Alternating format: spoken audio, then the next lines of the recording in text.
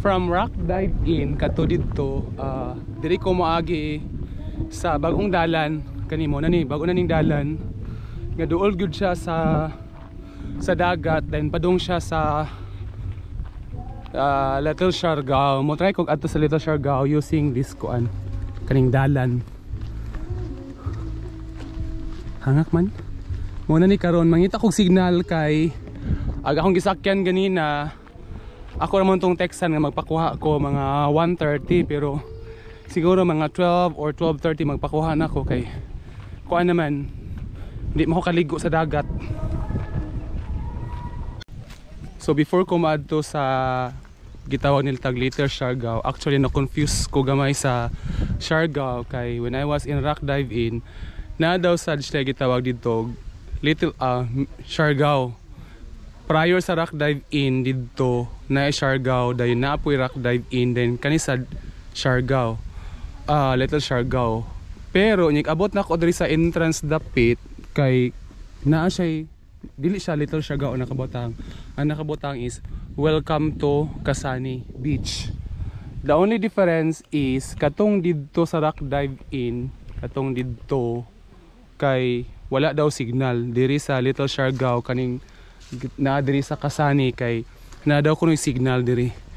So mas daghan ang moanhid diri kaysa didto. So let's find out kung nabag yung signal didto. Musulod na ko.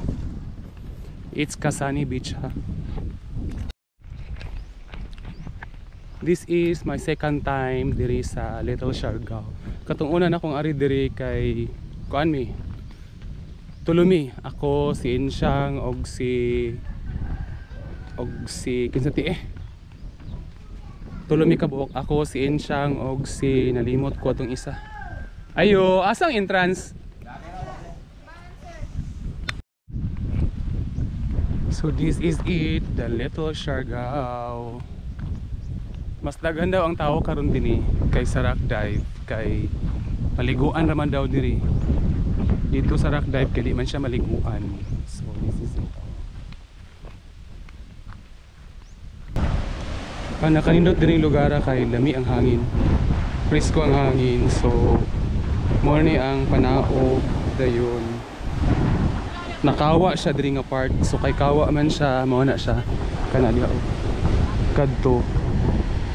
So di ra kayo banda ang balod diri didto og diri kay matabunan ang hangin ani niya og kato didto. So kanin diri kay siya balod. Pero peligro gyapon siya oh. Sada diri daghang isda. Meaning mo take refuge ang isda diri, I mean dili kay balod diri. So diri mo dagtapok ang isda.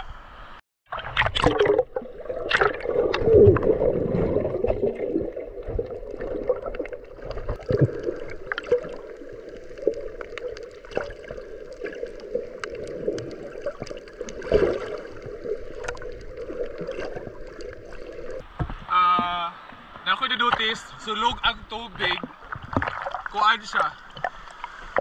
Gikan dito ang sulog kusog padong diri nga side. Diri. Sulog siya. Murag ma-enjoy ko diri kay daghang isda sila lalo. Kani diri nga area nakawa-kawa siya. Daghang isda ganindot. Later ato tan-awon.